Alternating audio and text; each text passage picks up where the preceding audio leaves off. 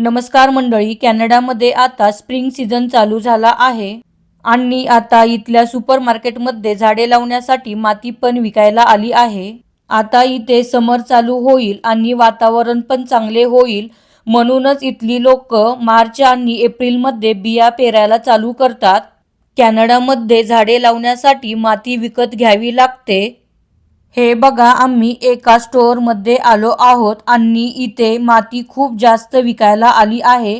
तर चला बघूया इथे माती कशा प्रकारे मिळते आणि त्याची किंमत किती आहे ते।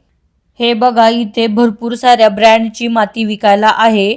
इथे अशा पॅकेटमध्ये माती विकायला मिळते आणि इथे किलोवरती लिटरवरती माती मिळते।